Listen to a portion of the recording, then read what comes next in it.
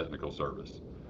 Jay's seen it all when it comes to walk-ins and refrigeration, and truth be told, he's kind of an industry icon, or at least he thinks he is.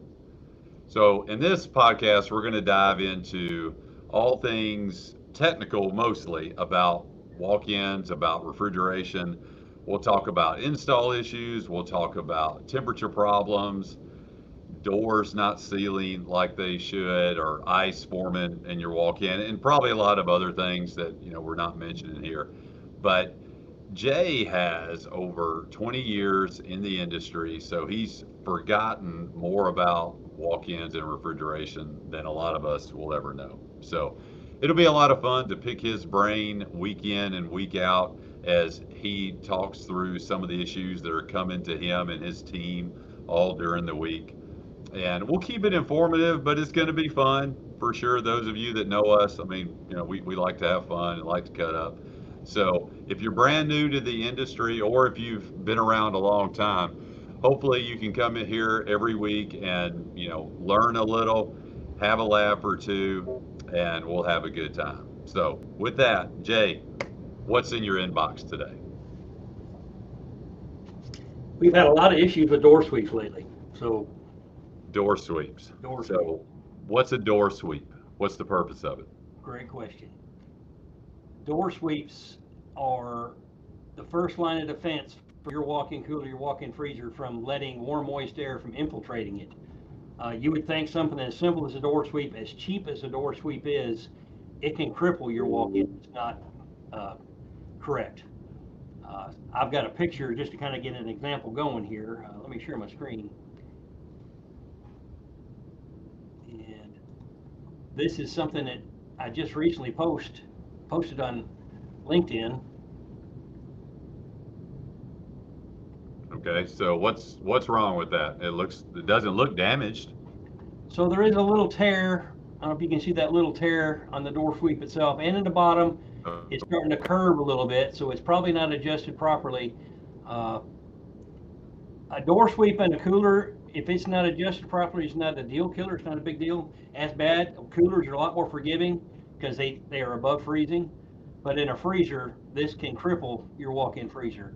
You can already see on this door plug that you have some ice forming, and that as a direct result is because the door sweep has been adjusted down, and it's leaving a gap between the bottom of the door frame gasket and the top of the door sweep.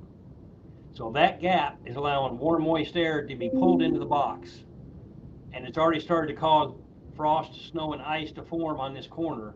The inside of the box, if left unchecked, can turn into an ice cave from something as simple as this little door sweep not being adjusted properly or sealed. So who is supposed to do that? Like, So does it leave the factory that way?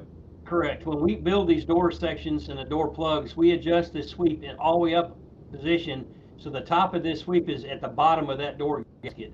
That's how it leaves the factory. After the installer installs the walk-in, installs the door section, they have to actually physically loosen these screws on the door sweep and pull the door sweep down so it's just barely making contact with the floor. And then whatever gap is there because of that, they've got to seal it. And they need to seal it with, I've got another picture here, let me show you. So we do send silicone in a small parts box with the walk-in. It's a food grade, low temperature silicone, and you can see how they have adjusted this door sweep down, and that left a gap between the top of the door sweep and the bottom of the door gasket, and they're actually filling that gap with this silicone.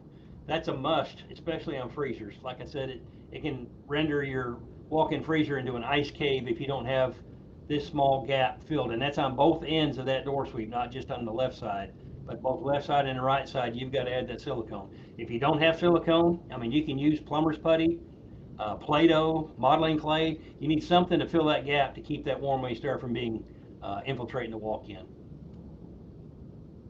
Okay, so if that's not done, would that be covered under warranty if we had to send somebody back out there? I would say it'd be dependent on the partner, but that's really done by the installer. If we did a contracted install and it's not done, yes, that is covered under warranty. We would send somebody back out to actually adjust that door sweep down.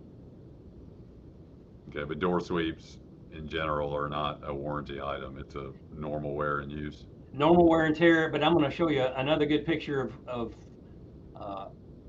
some of the issues that you can see. A lot of the floors, they're not all smooth. I mean, you may have just a smooth concrete floor. Here in this picture, you can see how the door sweep was torn, and that could be the floor being unlevel. There could be something on the threshold itself. There may be a screw that's too high on the threshold that's interfering with the door sweep, and it rips it. But you can already see where the sweep has been torn. You've already got this ice starting to form, and it's physics inside of a walk-in freezer. I mean, if you got a leak somewhere, it's going to show itself where the leak is at. Okay. So in other words, this is telling you exactly where the leaking air is coming through. It's not from a hole in the back side of the box. This is telling you exactly where the leak is. That's where the ice is forming. This is not considered a warranty item. It's normal wear and tear, like you said. But we have some schools that have been there for 10 years that have the original door sweep and original door gaskets. But we also have some fast food chains that 24 hours a day, and their door sweeps will last 3 months. It's just how often it gets used. Also, the floor, like I said, this is smooth concrete, but tile and grout plays a factor in this getting tore too easy. We have some epoxy floors that they put sand in, so it's like a non-skid or non-slip flooring. That's really abrasive on the door sweep itself. So, I mean, every location is different. Some may last. The thing we got is we've actually got, I got a QR code on the screen that you can look at. You may have to pause your video just to do it, but this QR code will take you to our website, and there's actually a service video on how to properly adjust a door sweep. About a 2 or 3 minute video. Just scan the QR code, watch the video, and if you've never done a door adjustment or door sweep adjustment before, this will help you immensely. Great. And if you have any more questions about door sweeps, drop us a comment below and we'll do our best to answer those. So thanks for watching, and we'll see you next time.